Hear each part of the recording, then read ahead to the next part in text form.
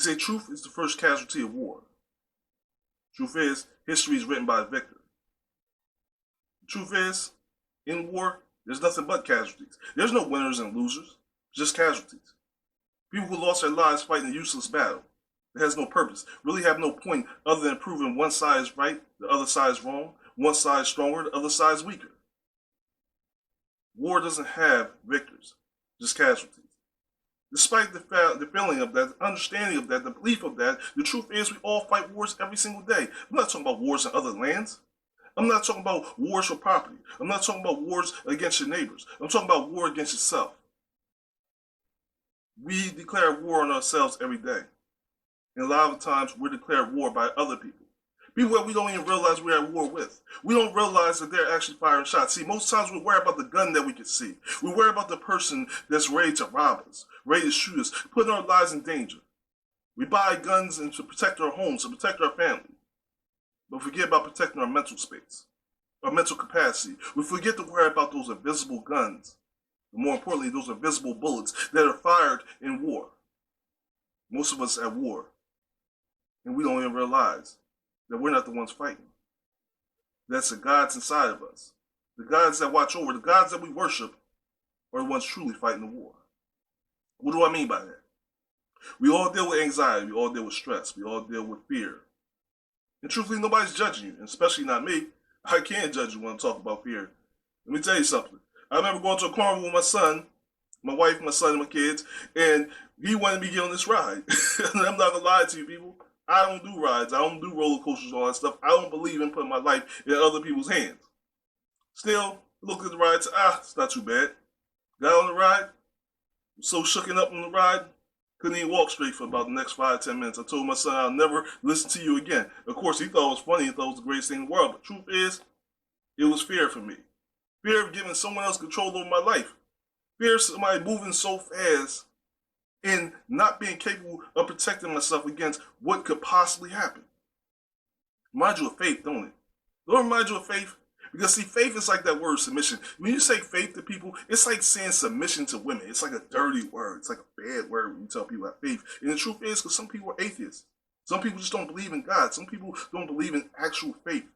Some people believe in putting faith in the universe.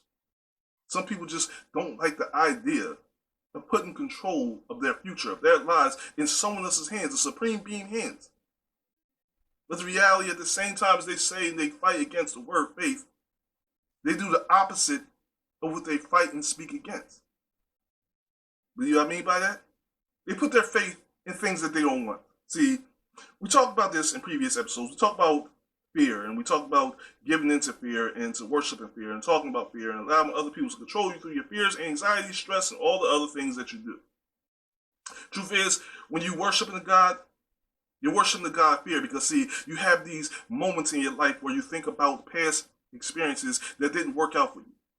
You start to expect bad things to happen to you. You start to expect a relationship not to work out. You start to expect when you walk into a boss's office that she or he is not going to give you that promotion, not going to give you that job. When you're called into office, you already expect. You have this gut feeling that something is bad coming from him. Not that she's calling you office or he's calling you office to give you a raise, to give you a pat on the back or a promotion, a pat on the head that most of us sit here and look for. We're expecting the most worst possible outcome. They're going to hand you a pink slip. They're going to reprimand you for something you did wrong. They're going to remind you of how short you came up on your sales list, your production list. That's fear, people. That's fear that you have, and why not? You have experienced such things so many times. You've heard these things. You've seen these things happen so much that you come to expect it to happen. So what are you doing? You're putting your faith into fear. You're putting your faith into the worst possible thing. But I know, I get it. You don't believe in God. You don't believe in God. You're atheist. You don't believe in God. But see, you worship the God of fear. You worship the God of fear because see, you expect it. Not only are you expecting it, we talked about this in the last episode.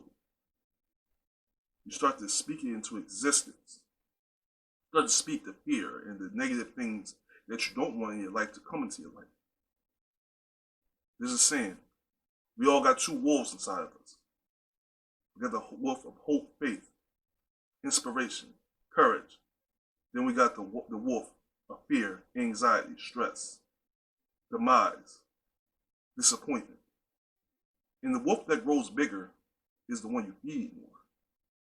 See, the God in your life that shines and controls your being is the one that you feed more. And too many of us feed the faith and the fear that comes with the God that you truly worship. So what are you doing? You're worshiping the God fear. But see, the God fear is at war. See, he's at war with you. Because even though you feel fear, even though you experience fear and you expect things to not work out on your behalf because of fear, you also still have that part of you. We all do. We also still have that part in us where we want more. We want to believe that we've been working so hard, we've been producing so hard that, one day I'm going to be able to walk into my boss. I'm going to have the courage to demand that promotion. I'm going to demand that raise. I'm going to demand that opportunity to work on that project that's been eluding you for so long. You feel like you want it because you feel like you deserve it. And you have faith. Even though it's a small inkling of faith, you have it inside you where you believe that it can actually happen one day. Even though it's a twinkle of a light, it's there. It lives inside you. If it didn't, you wouldn't go to work every day. You wouldn't put the effort that you put in to making it on time every day. You put the effort into working as hard as you do. So that inkling, the little twinkle of light lives inside you. But see, that God of faith, goodwill, joy, happiness, and peace is at war with the God of fear. It's up to you which one win, people. It's up to you which one win. But see, we got more issues that we experience. We got the God of anxiety. I told you, we had an episode where I invited good friend of mine, longtime friend of mine, Mary Baines, onto the show. We talked about anxiety. I opened up to y'all and told y'all, yeah, I experienced anxiety.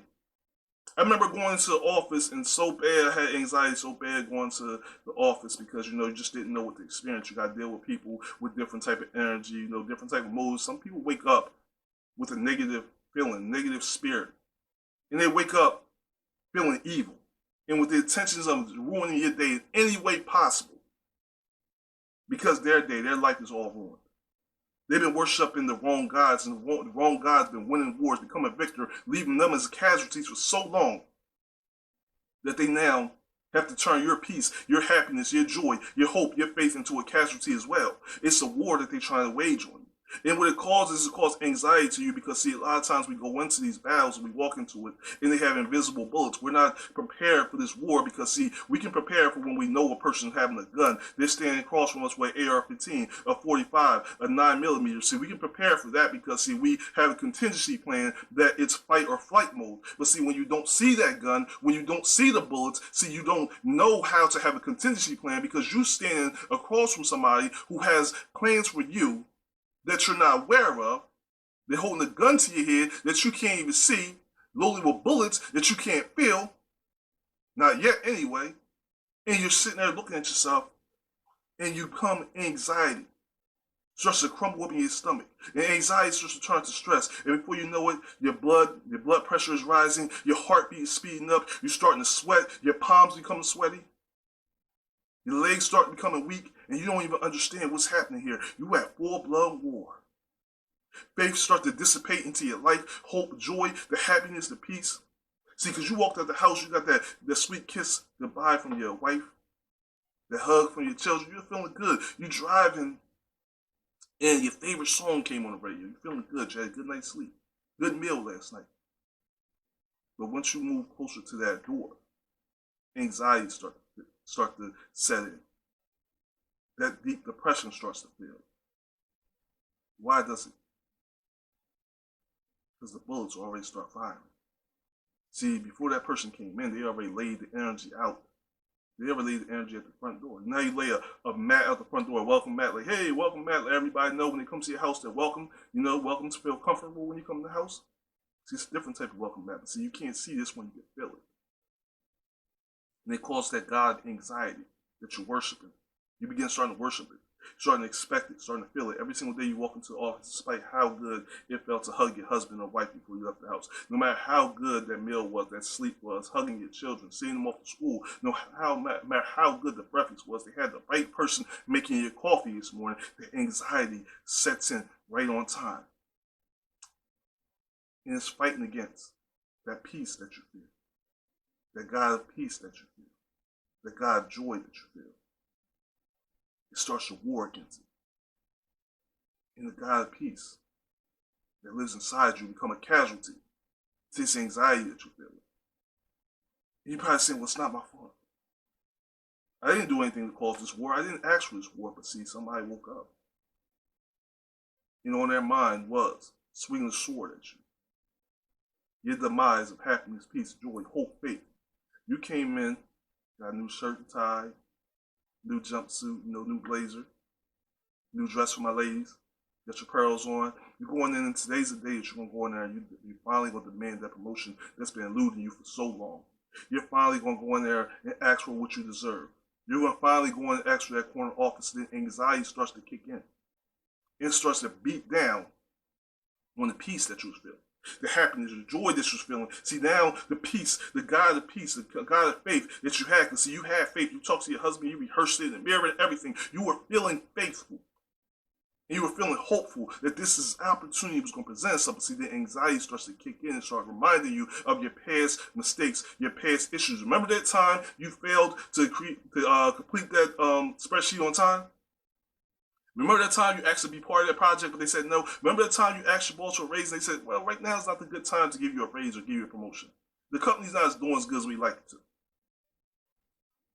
Remember that time you got this person, this supervisor working over you, and they spoke negative about you to the boss, spoke negative to you, copied you on an email from a mistake that you made? Remember that time? See, then the anxiety starts to come in. And remember, we talked about those two big wolves that lives inside you. The wolf of anxiety starts to get fed more, and becomes the God of your life. See, the God that we worship is the one we spend our energy thinking about, that we put faith into, put our belief into. Because see, the anxiety is what we come to expect to happen in our life. We come to expect anxiety. We come to expect depression in our lives. We come to expect these mental disorders to come into our lives and present the overpowering, demanding control over our lives. See, we talk about not giving faith. And faith is ugly words like submission to women. It's an ugly word. It's like commitment to men. Ugly word. Can't stand it. But still, as much as we can't stand these words, we become committed to anxiety, committed to stress. We become submissive to faith, to anxiety, committed to depression and stress.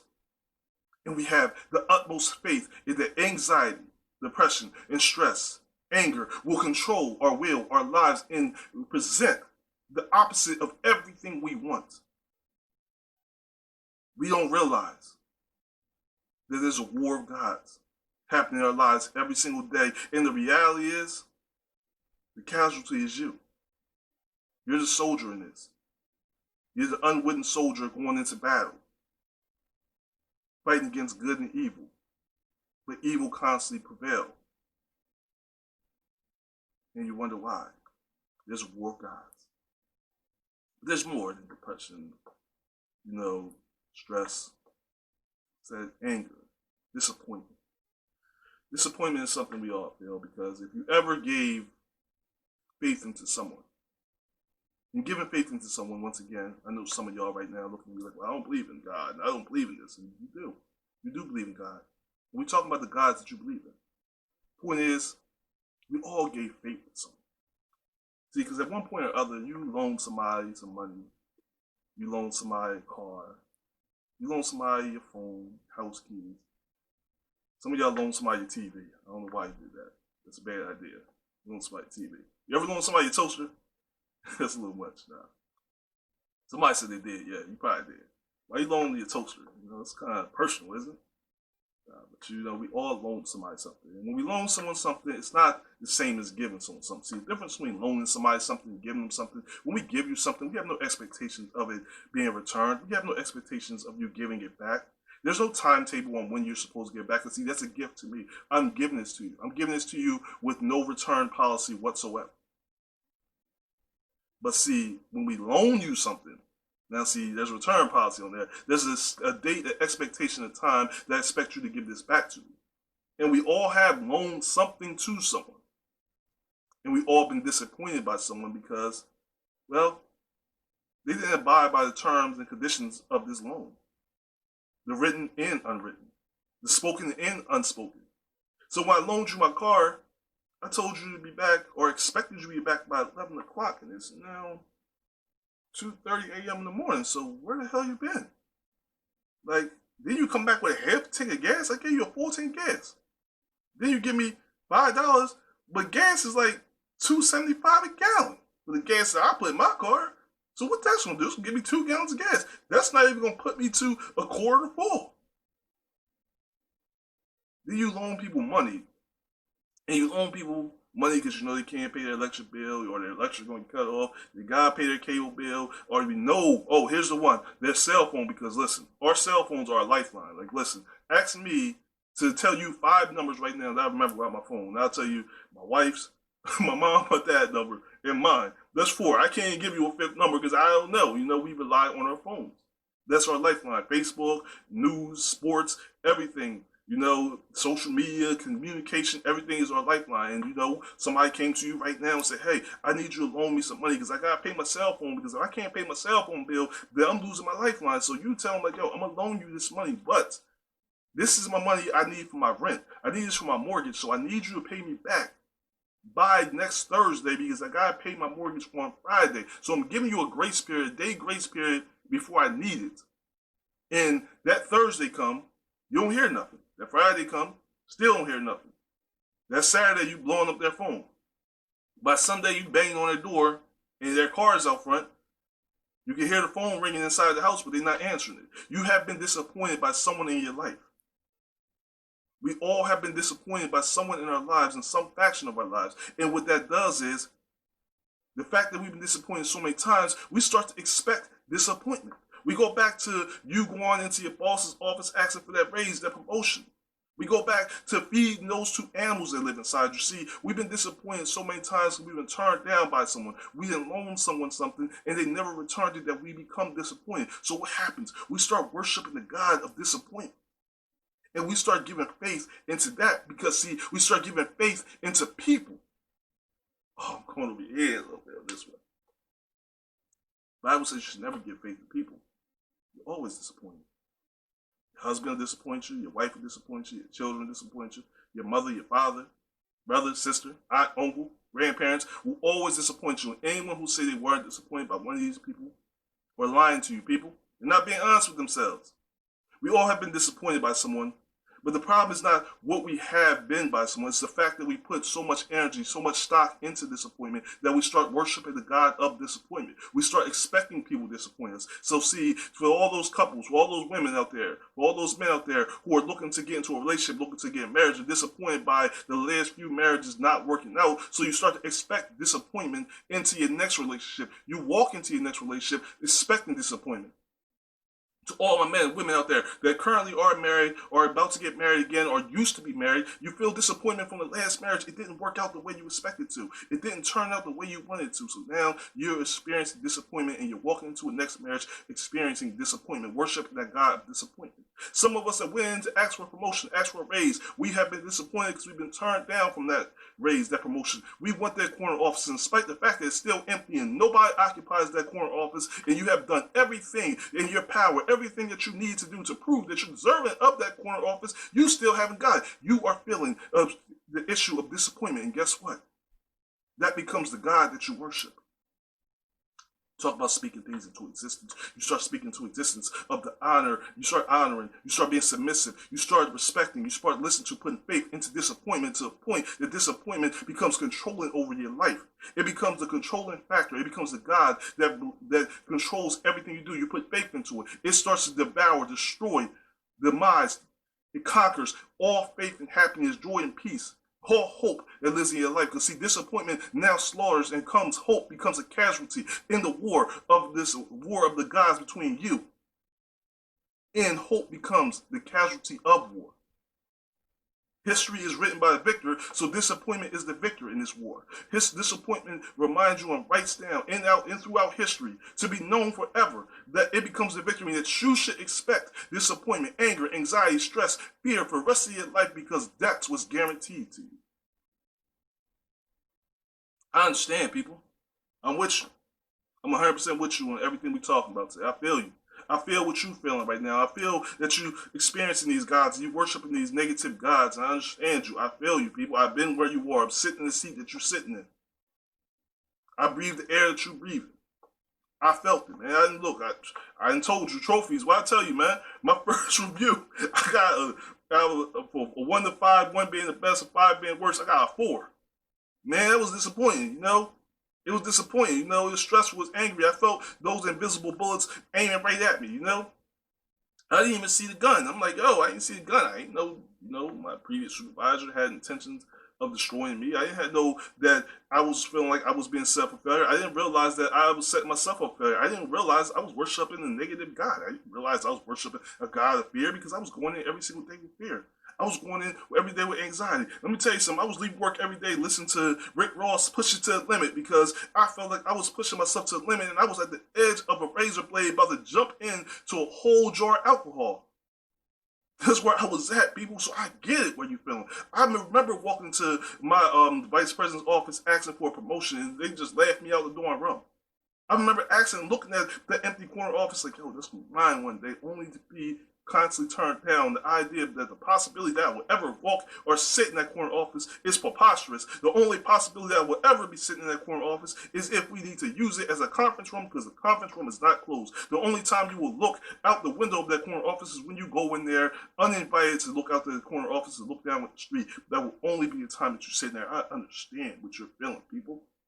People, anxiety, believe me, I didn't work around and continue to be around people who express nothing but anxiety, stress, who bring their personal issues and personal problems to work with them, personal problems into your space, into your home, and try to make you feel down, try to beat down the very motives and the happiness, the peace that you have, turn into a casualty, all because they have become a victim of the same things, the same spirits, the same invisible gun, the same invisible bullets. I feel you. I've been there with you, people. I understand what you're feeling right now. Believe me, I feel you. I'm with you. See, I've been in the midst of the war of the gods. See, a lot of y'all sitting here looking at me like I thought you was going to talk about the god of Zeus and the god of Ares and the god of war and the god of peace and all that. Yes, I'm talking about all that, people. We're talking about all these gods. See, these gods don't have the typical names that you might seen and heard before, the Greek gods that you really thought to worship. See, you thought that those were the gods, but you don't understand. These gods are hiding behind different type of names. They hide by the names of anxiety, stress, depression, fear, anger, disappointment. Hope, faith, love, happiness, joy. These are the gods that we truly worship because these are the things we truly worship. Some of you right now, you're worshiping money, but money keeps eluding you. That's why you're chasing the bag, right? That's why you're chasing the bag.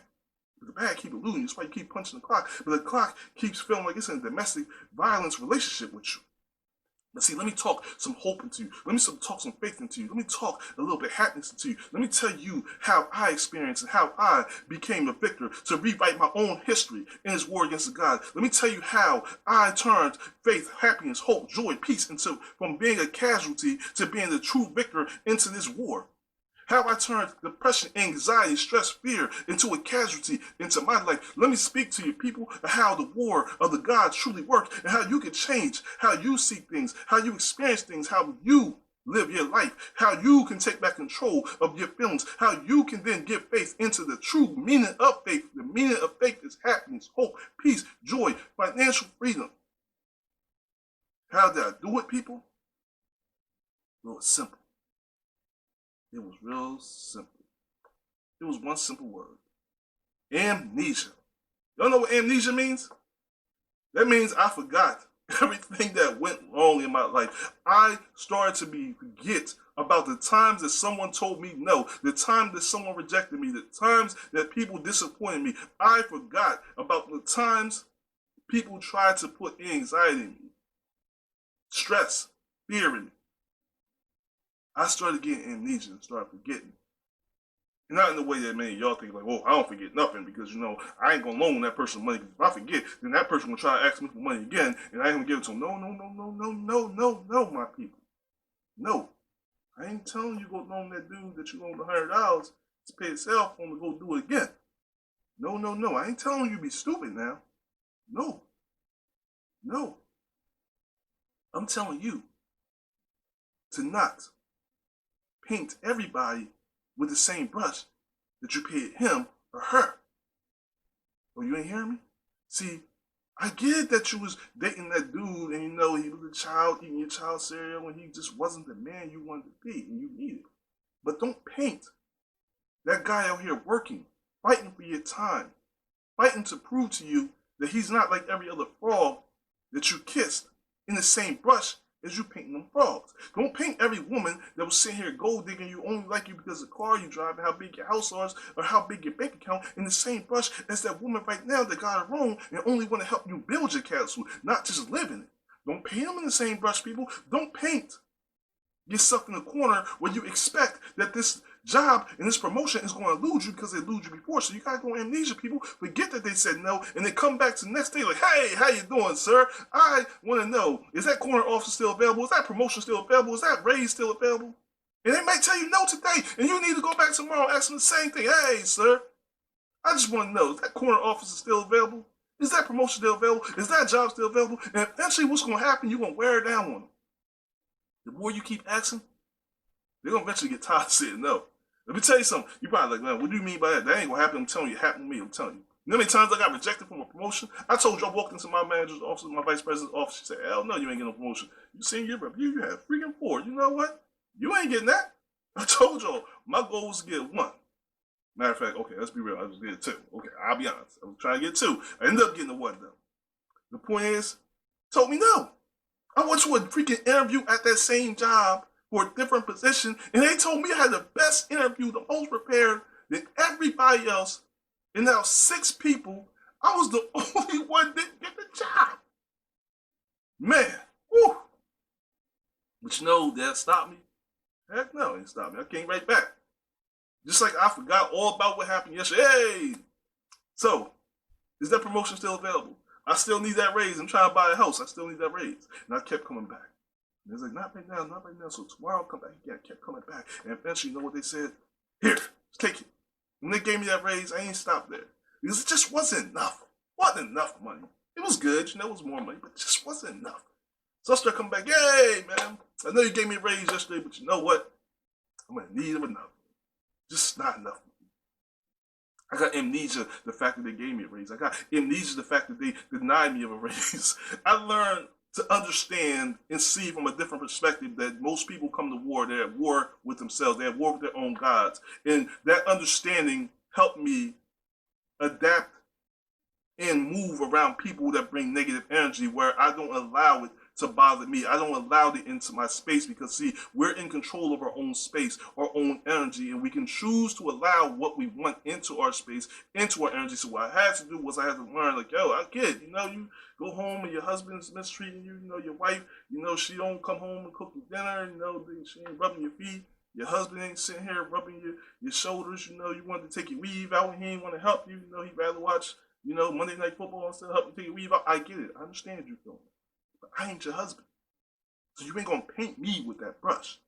See, sometimes you got to speak up and let a person know. Sometimes you got to just not step out of character, but sometimes you just got to step up and let a person know, like, yo, I don't care what you got going on in your life. I don't care what wars you're fighting with your gods. See, my God ain't got nothing to do with the gods you choose to worship, so don't bring your issue and the casualties of your God into my life, trying to cause casualties in my life, because, see, this war I'm fighting is a bigger war. I'm fighting a war against poverty. I'm fighting a war against anxiety. I'm fighting a war against mental stress, mental disorders. I'm fighting a war against family trends that's negative, family curses. I'm fighting a war against these things. So I don't have the energy to stand here and deal with show nonsense. So you need to take a step in the bathroom, go look in the mirror, have a deep conversation with yourself, and remove that anxiety, that stress, and remove those bullets out your invisible gun, because they ain't firing this way. Because I don't need it. And I don't want it. I'm trying to tell you, people, what you gotta do is, you got to combat fear. Listen, I told you, I ain't want to get on that ride with my son. I'm still mad at my son to this day, man. He had me get on this doing VR game. I'm like, man, I ain't trying to get on this doing VR game, man. This thing jumping all around, the chair bouncing all over. I'm trying to do this crap, man. Look, I ain't come here for this, okay? I wasn't put here for this. But I had to say, you know what? You gotta sometimes go against your fear. My wife scared bugs, She seen a bug in the car. She jumped out the car and ran. She was in the drive-thru of Burger King. Left her mom in the car. She said, forget the hamburgers, the Whoppers, the 2 for $5 Whoppers. Forget the milkshake. Hell with all that. That bug was more important than anything that she took off. I was mad at my wife. I said, you gotta walk and you gotta fight against your fear. You can't run away from the bug.